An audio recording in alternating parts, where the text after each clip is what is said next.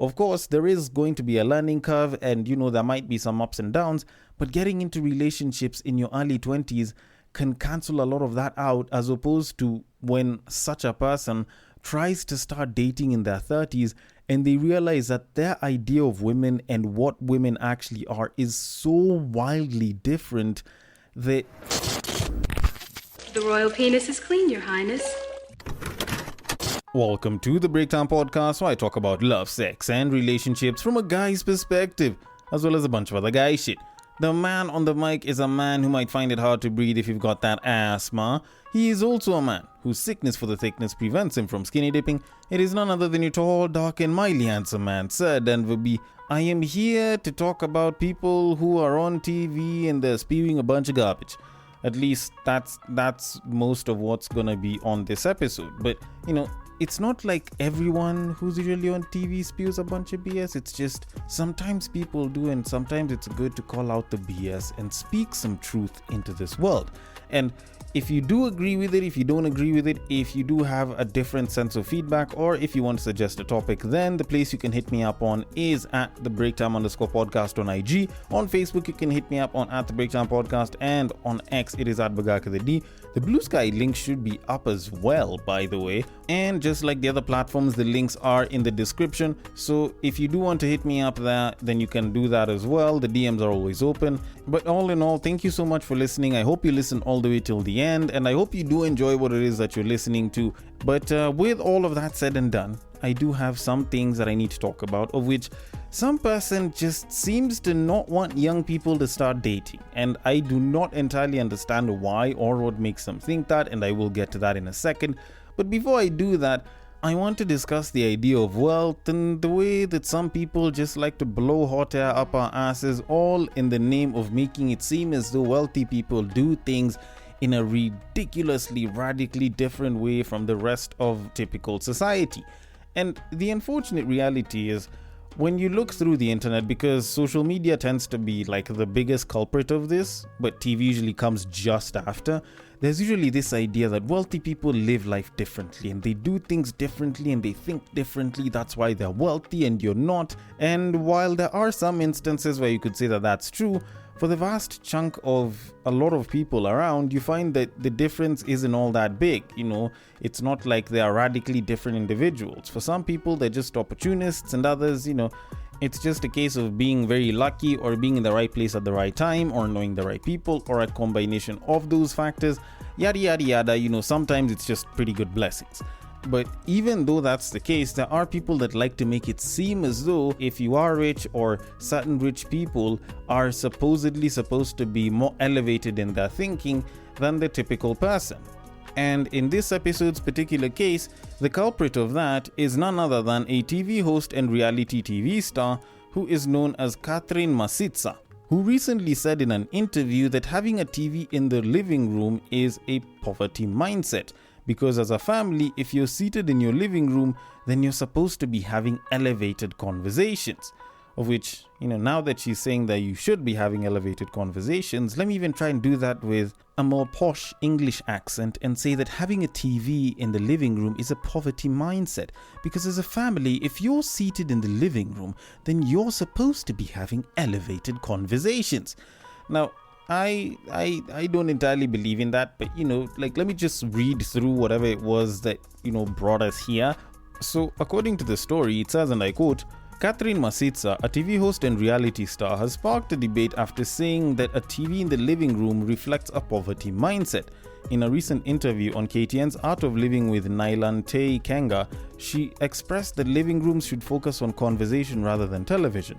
She said, and I quote, having a TV in the sitting room is a poverty mindset. If you are from my world, which means you went to school at the time when I went, TVs are for poor mindsets.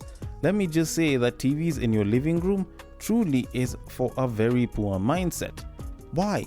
Because as a family, if you're seated in your living room, then you're supposed to be having elevated conversations.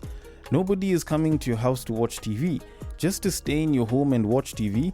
A lot of homes like this one have TV rooms, but you still find them with TVs in the living room. End quote. And end of story. Now, having read this and having listened to the bit of conversation that was clipped and put online, I have probably about two problems with this entire thing. So the first one is this is information that is basically addressing the wrong crowd of people, in my opinion. And secondly, whatever's being said is a whole load of bull, and I'll get to that in a bit. So first off, like, when you look at what she's talking about, she was being interviewed in a house which is pretty large and has a living room as well as a TV room. So saying that, having a TV in your living room is a poverty mindset, because you can have the TV in the TV room, like, in as much as you could argue that fact out, first of all, the vast majority of people that are watching this interview that are looking at such a house do not have a big enough house to have both rooms. And even worse still, most can't even afford to get a house, let alone a big one, such that you could have both of those rooms. So when you're busy saying that having a TV in the sitting room is a poverty mindset, okay, it was also used by the platform that was busy airing this story as like a pretty nice way to like rage bait and clickbait people into checking out the story, which is good for them. But at the very same time, for the vast chunk of people, this isn't really a problem that they get to have. Like, this is the definition of an ultra first world problem, because it's not like people can ever really resonate with this difference, or at least the vast majority of people can't really resonate with this sort of issue or this sort of experience. Then secondly, I know quite a number of people who've grown up in homes that have, like setups like this, where there's a living room and there's a TV room. And what I can tell you for a fact is whatever the hell she's saying is premium tier bullshit. Like the whole, you're supposed to be having elevated conversations and you shouldn't have a TV because that's a poverty mindset is garbage at best. Like, most of those places will have a TV room and will have a living room, and there will be a TV in both of those rooms. And the idea of not having a TV in the living room, showing that you are not poverty mindset type person, is premium bull. Like, up until like maybe 10 to probably 15 years ago, having a TV in your living room was considered like one of the base level bits of kit in your home as a family that showed that you guys are doing pretty okay for yourselves. Regardless of whether it was poor people who were in that home or rich people that were in that home, regardless of the size of the home, having a TV in your living room or your sitting room was almost a staple. Hell, it was more the size of the TV or even the quantity of TVs that you had in your house that showed whether you have money or not. So the whole idea that having a TV in your living room was a bad idea wasn't a commonplace thing for people. Like, you would find that people in such houses like have a TV in the TV room and have a TV in the living room, and both of them were being used almost all the time. So in around 8 to 9 out of 10 of those houses, you would find that there would be a TV in the living room and in the TV room, and both of those TVs had their uses. So you'd find that the TV room was mainly for the kids, and whenever they'd have their friends over or they'd be playing PlayStation, they'd be playing it from there. And the living room TV was like the main family TV, or if the parents wanted to watch something of their own, they'd watch it from there, or if guests came in, they would be entertained from there. So you'll find that if like it's a weekend and your kids have their friends over and you have some of your own guests over, no one would inconvenience the other person. Even without the guests on like a regular day, no party is inconveniencing the other, because they'd want to watch different things on TV, so they could watch different things on TV. So like, whatever the hell it is that this woman is spewing out here is just pseudo-intellectual bullshit. But then again, I don't want to rant too much about some random shit, so I'm going to leave it at that and move it on to our main topic of this episode. Now, normally I don't get to talk too much about like young people dating specifically. More times whenever I'm busy talking about dating and relationships and sex and shit, it's usually kind of across the board. But for this particular episode, I want to address dating in your early 20s, because some people believe that you probably shouldn't be dating in your early 20s. Now, I have my thoughts on the entire thing, and I would very much like to get into them. But before I do, I first want to make sure that the person that was saying that you shouldn't be dating in your early 20s, who is a TikToker that goes by the name of SyncDex, gives his reasons why, as he was doing on a certain morning TV interview, so that I can get into my thoughts on it. So without further ado, relationship will take center stage in everything in your life because you have not developed yourself enough for you to be yourself. You haven't even gotten to you're at the initial stages of self-discovery. So of course a relationship will become overbearing because if you think about it, right, technically if somebody's in the early 20s, they most likely finished high school when they were 18, let's say, right? Mm-hmm. If decision making was a job, they're still at very much the entry level phase. So at that moment in time, you can't expect somebody to have formulated like opinions and views on what they want out of a relationship. So you're likely to make really terrible mistakes at that age. That's my take on it. Okay, now the interesting thing is, while I disagree with what the guy has said, my reasoning for the exact opposite, which is you should definitely be dating in your early 20s and you should probably date as much as possible. And by that, I don't mean quantity of partners, I mean quantity of time spent dating, is basically using the exact same reasons that he is using for why you shouldn't be dating in your early 20s. And that's the interesting thing. Like, he's looking at all of those reasons. It's like, this is a bad idea. And because of these and these reasons, you shouldn't be dating in your early 20s.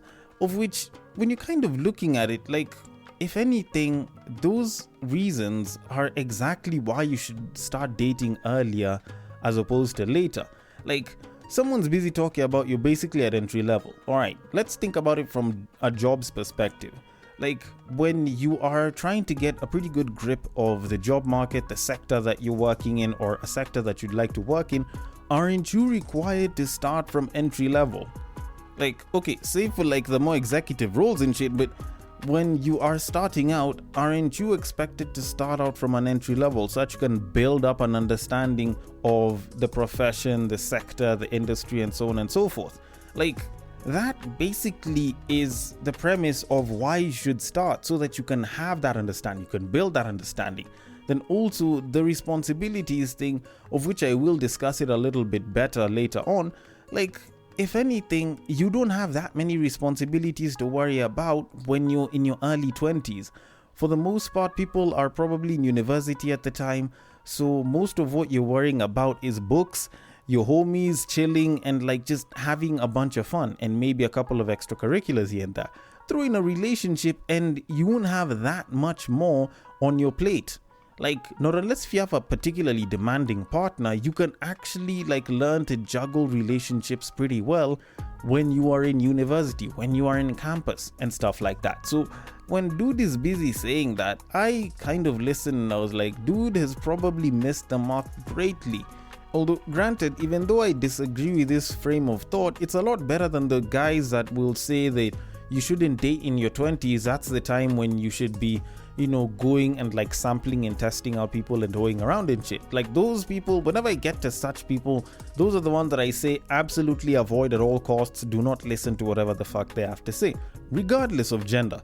So, as far as unpopular opinions go, dude isn't giving particularly great advice, but he's not giving absolutely shit advice. Like, his advice actually isn't like bad.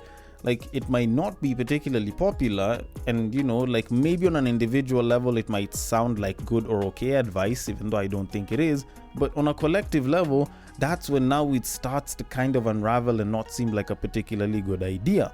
And I will get to the reasons why, because thinking that you shouldn't be dating in your early 20s, like, if people were to take this idea and collectively adopt it, it would have certain effects that on an individual level you might not notice, but on a collective level it can actually wreak some havoc. And the reasons why I am totally for dating in your early 20s as opposed to not dating in your early 20s is, first and foremost, most people that are in their early 20s or just coming off of their late teens have gotten out of high school not too long ago, of which, if you are in a typical Kenyan high school or some similar version of it from somewhere around the world, then it was probably single sex and it was full boarding. So you probably didn't get as much of a chance to interact with the opposite sex. And this was during a time when you were an adolescent, and as such, like, your horniness was like going through the roof back then. And in your early 20s, it's still pretty high. So if you're telling someone not to get into any relationships, and like, let's assume that most young people that are in the early 20s choose to avoid relationships, what the hell are they going to do with their sense of sexual desire? Now, one person could say, oh, they need to learn how to control it, which, that's not a bad idea. But considering that the vast chunk of people probably might not know or might not even care to control it, what do you think they're going to do? They're going to start fucking around. And let's be particularly honest, as far as having sex is concerned, I feel like it's a lot better if you're having sex with one person for a long period of time as opposed to having sex with multiple people. And this goes across both genders, male or female, it doesn't really matter. It's better if you have sex with one person for an entire year as opposed to having sex with 12 people for that entire year that you can't really go back to or anything of that sort. So when you kind of think about it, it's a lot better if people are in relationships earlier on, which means that there's fewer people to fuck around. In as much as I know that yes, people can hoe around, people cheat on their partners, but you get people into relationships and the chances of that will decrease with at least a chunk of them. So you can reduce the amount of casual sex that's busy happening all around the streets, which is actually better for people in the long term. And in my opinion, I feel like it's better to do that as opposed to telling people to just not get into relationships, because that's when you probably stand a chance of having casual sex become extremely rampant. Then the next reason is the fact that young men can start to view young women, or just women in general, in a more humane manner. Like, especially when they get into relationships, they get to start seeing women in a more humane manner. Now, I can start from the whole high school bit, or even without it, the whole they're not interacting a lot with women. But even without that, you think about it, a lot of young men don't get to have interactions with the opposite sex, minus the typical sibling or sort of family type bond or something of the sort.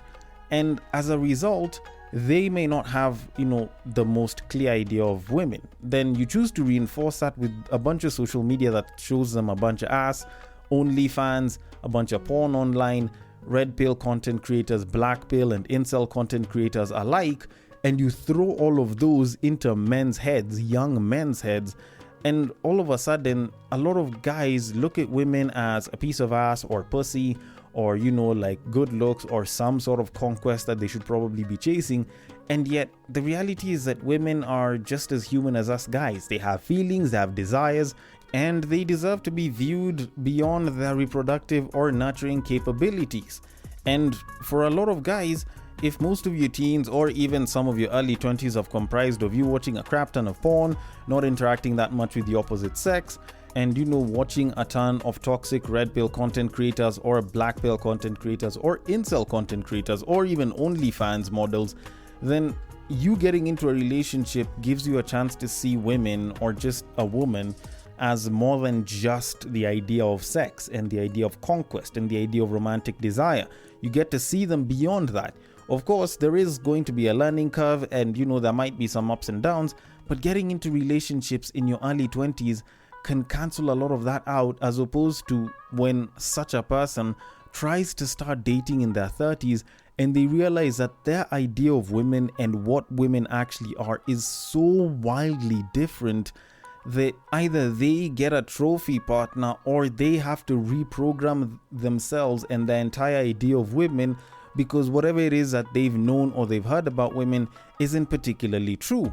So in my opinion, it's better to get rid of a lot of that shit early on. So if you can get them to start dating early on, of which you normally find that these pro toxic red pill, pro black pill, pro incel guys usually tend to be single, you get these guys into a relationship where the babe actually cares about them, or they get a babe that they actually care for, that even just reciprocates the kind of affection that they give. These guys abandon those ideologies quick. They don't even waste time. In a heartbeat, they will abandon those ideologies for a loving relationship. So if you can give them a loving relationship early on in their lives, they will abandon a lot of this shit. They will not have to carry a bunch of that hate or a bunch of that negativity or just the wrong view of women in general. Then the next reason is that young people can learn to juggle responsibilities at a much smaller scale. Dude was busy talking about how, when you're a young person and you're in your early 20s, because you don't have a lot of responsibilities, it'll take up so much of your time and it'll distract you, blah, blah. But think about it as a fully grown adult, okay? especially if you're listening to this and you're above the age of like 25, or like you've gotten a job and you have bills to pay and shit like that. Like you have a lot of things that you have to juggle, from like your work performance to bills to, you know, how to budget and handle your finances.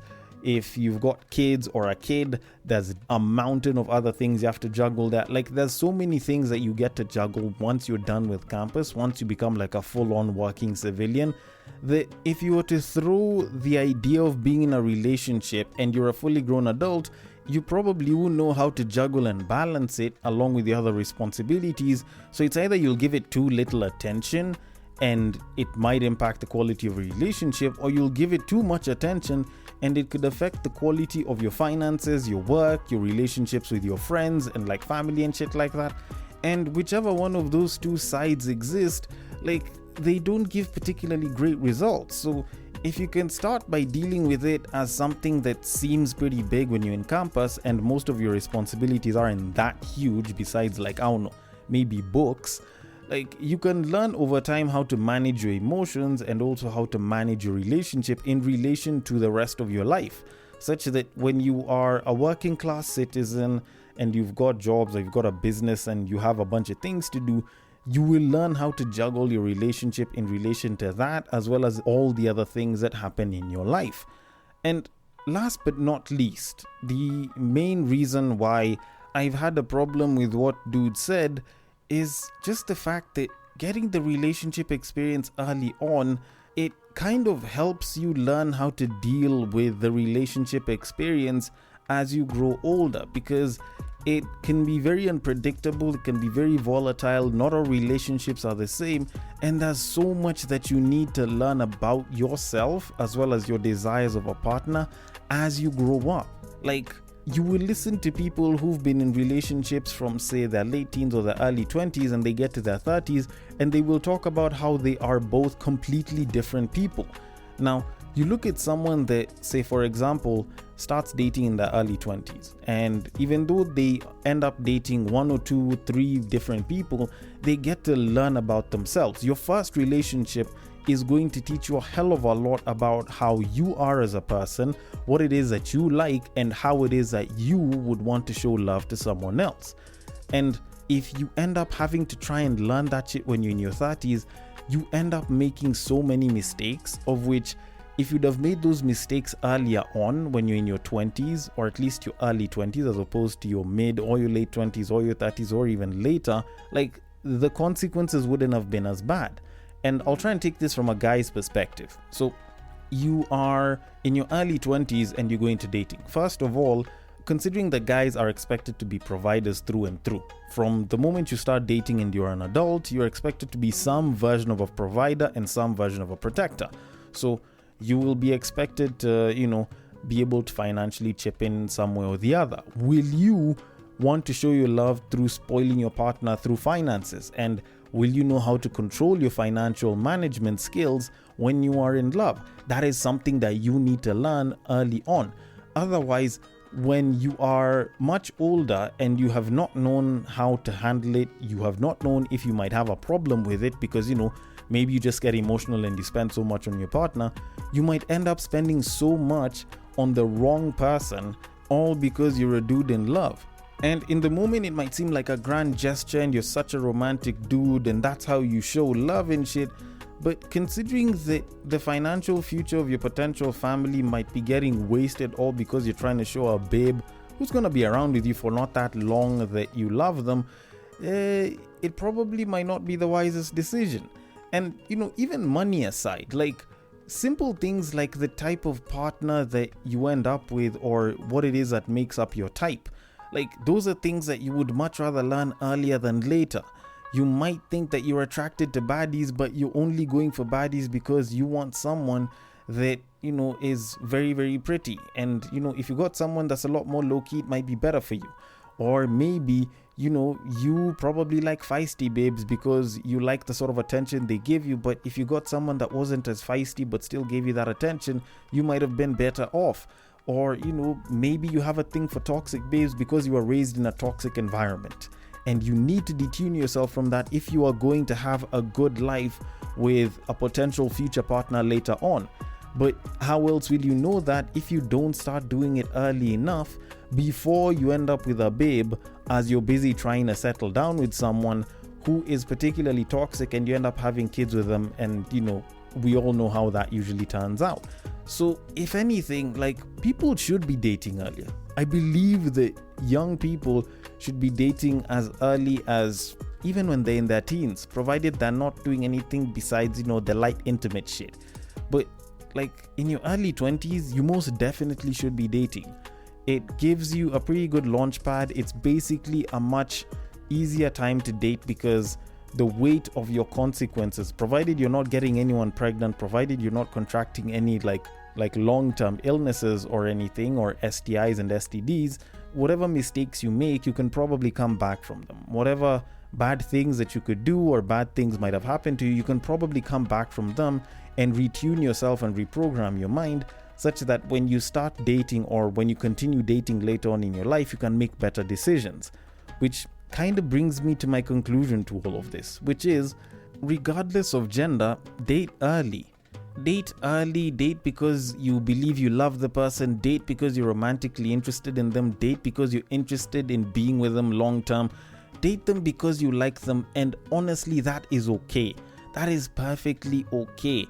You do not have to date with the idea of marriage. And for the most part, most people in their early 20s aren't really thinking about dating someone with the intention of marrying that person, of which most of the people that will do that are babes, and they'll probably be trying to date guys that are much, much older than most guys in their early 20s. But either way, point is, date early. It's a lot better for you to date early than for you to date later, because I've seen people that are getting into the dating market and either they haven't dated in a long time or they're dating much later in their lives, and the results are not pretty. They are not pretty at all. Although, then again, I might be wrong about this entire thing, just the same way I'm wrong about a lot of other things, so I want your thoughts on this. The DMs are open. On IG, it is at the Breaktime_podcast. On Facebook, it is at the Breaktime Podcast. And on X, it is at Bagaka the D. Thank you so much for listening all the way till the end, and I will catch you guys on the next break. But what I believe is that if you put a pastor and a prostitute in one room, one is likely to convert the other.